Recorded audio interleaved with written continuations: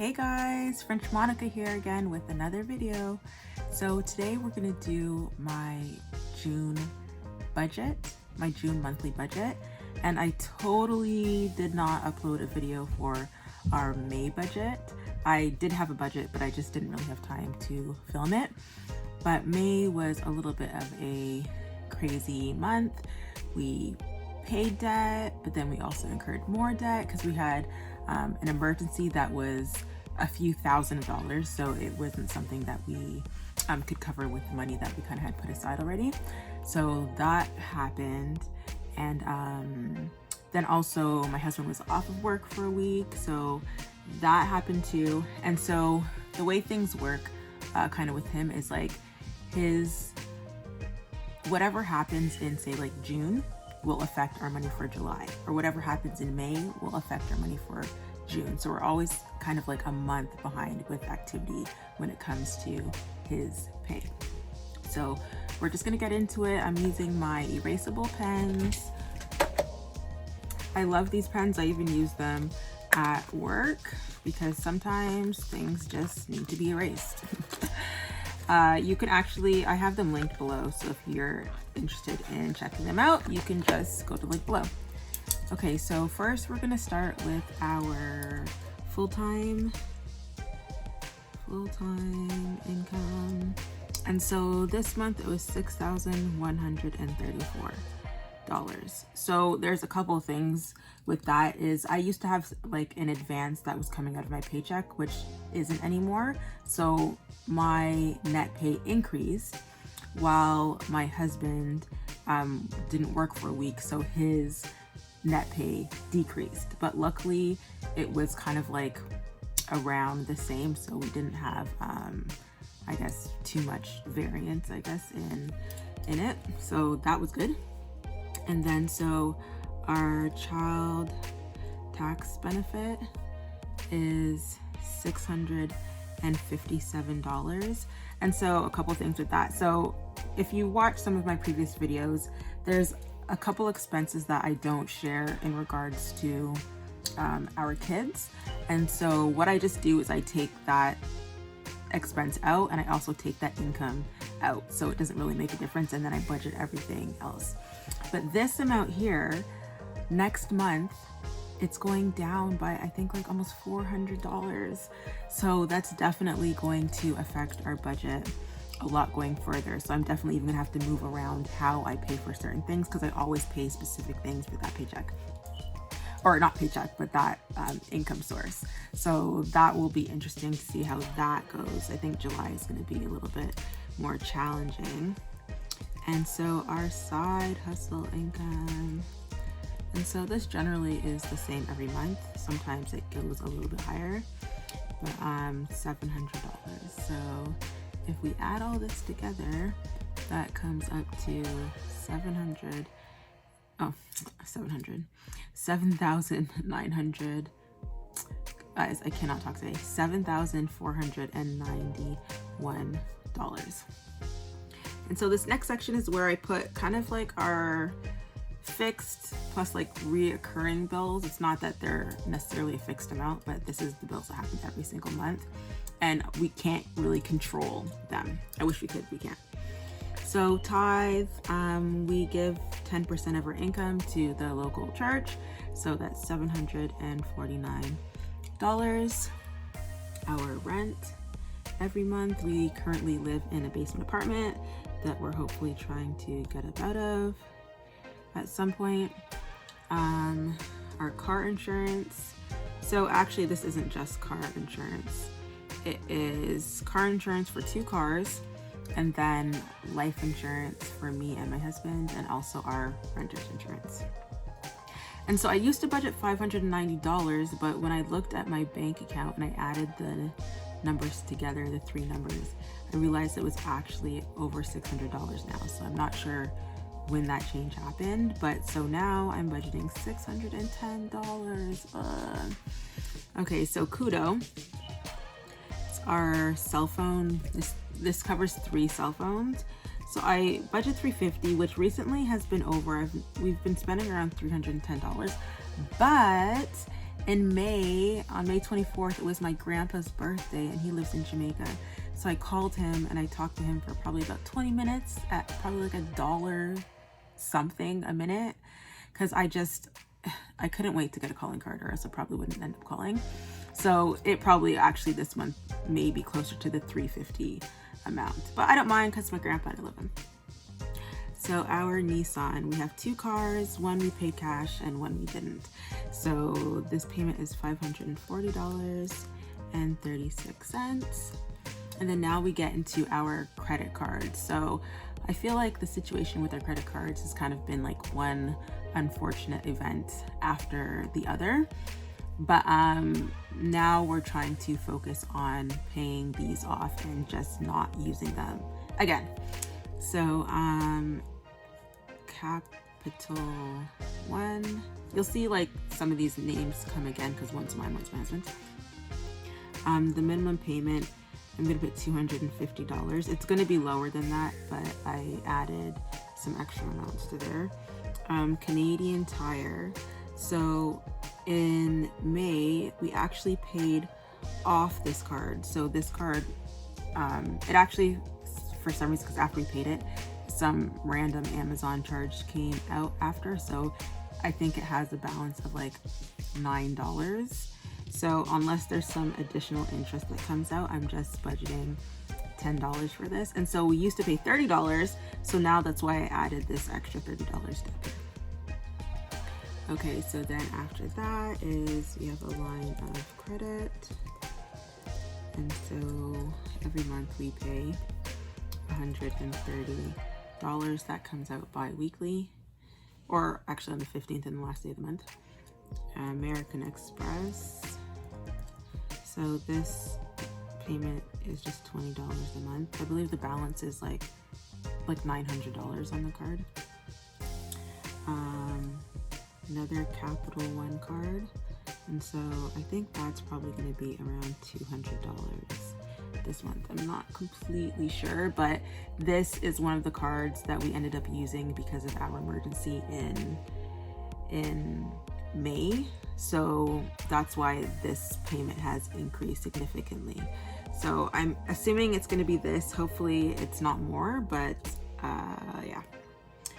So Canadian Tire, and this will probably be around $230.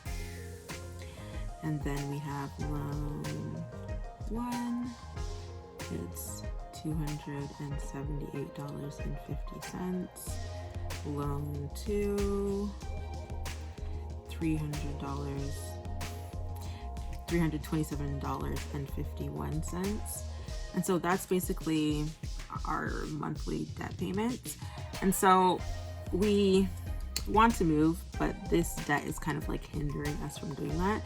So now we're trying to focus on paying down these items. So that's kind of the switch in our focus for right now. And then our subscriptions. So this is like Netflix, Disney Plus. I have a subscription for QuickBooks, which takes up a majority of this. I think the QuickBooks now, it used to be $75, but it recently went up to $95, which kind of sucks. And then also we have Spotify, so $130. And then bank fees,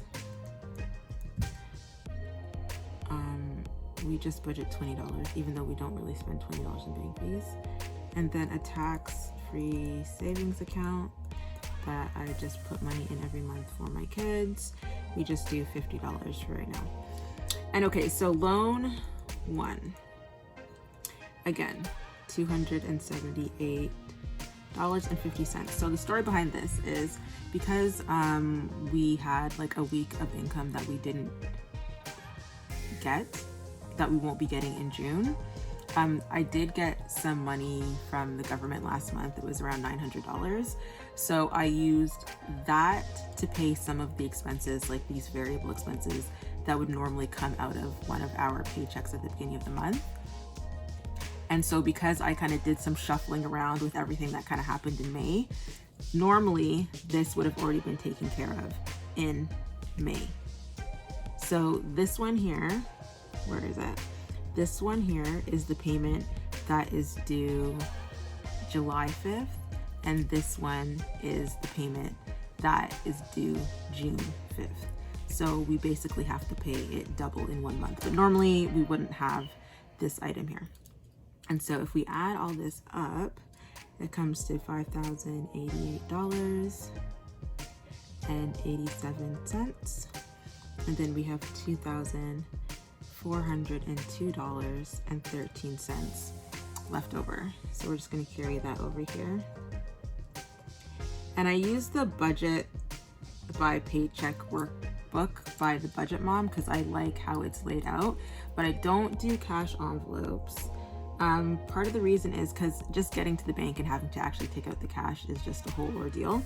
But also because me and my husband both kind of use the money, it just gets kind of like confusing. So I don't really do cash envelopes. But this is our variable amounts, like our variable stuff. So this is stuff that we can kind of control. So for food, normally I would budget $600. But again, because I used some of the money that I got at the end of last month to pay for some of these items at the beginning, I'm not budgeting the whole thing. So I'm gonna do $400 for the month. And then gas is the same thing. So instead of $700 that I would normally do, which would be like $350 from each bi-weekly or semi-monthly payment, I'm just gonna do $500, and hopefully that should take care of everything for the month. Our pet budget, which we recently increased to $400 a month, I'm putting at $275 because we did use some of that additional money to buy dog food. And so our monthly allowance, so this is for me and my husband combined, and so that's $300. And then so we have like kind of like a buffer or a miscellaneous category. And so I think that this month my dog has to go to the vet. She actually recently had puppies and that were born via C-section, hence the emergency. Oh, sorry. There, I think that's probably better. And so because of that, she has a checkup. So I'm not exactly sure how much that's gonna cost. And then also my daughter has to go to the dentist in a couple days. So that also will be an additional expense. So I'm just gonna budget $200, which is what we normally do every month. And we actually end up using the whole $200 every single month. So, okay, if we add this together, it's $1,675. And left over, we would have $727.13. So now on to our sinking funds. So I'm just gonna write the word monthly up here. So for our sinking funds, I've decided to kind of pause on that for right now. Even though obviously sinking funds are great and it's good to kind of accumulate your savings for these things over time. Right now, because our budget is a little bit tighter and I do want to kind of accelerate paying some of our debt, I'm not gonna do this right now. I think the main thing that we had was kind of like back to school. So in the month of August, what I'll probably do, instead of paying debt that month or extra to debt that month, I might just take that whole amount and use it to do back to school. And then after that, I think we also had like Christmas, which is the other kind of big one. But I'll just kind of figure that out later. Because a lot of times, like, I have side money that comes in that I don't always account for. So I can use those things if I need to. So we're not going to put anything here today. And a zero. So at least $727.13. We'll bring that down here. And then so I'm going to, since this credit card is only, or not only, but $920 something, I want to try and like just get rid of it. you know, this one was like a $500 balance, got rid of it. So next I kind of want to work on this one and just kind of get those out of the way so that we only have, after that, what, 1, 2, 3 cards to work on. Because before any of these other things, I want to get rid of our revolving debt and our high interest debt. So I'm gonna make the extra payment on the American Express, even though this interest rate is actually, I think, 8% compared to some of these other ones are like 19%. Because it has the lower balance, I just kind of want to get it out the way. So we're going to do $500 for that. And so we have $500 here, and that will leave us with $227.13. So bring that down here. And then so I'm just trying to kind of build back up our emergency fund over time. And so this whole amount, the $227.13. So $227.13. Left over $0. So we do a $0 budget and account for all our money. So I'm really praying, hoping that we don't have any kind of like more unexpected things in the month of June. We will be selling the puppies that our dog had, so that will be probably July, kind of like August. And yeah, so hopefully we can kind of just get back on track at that time.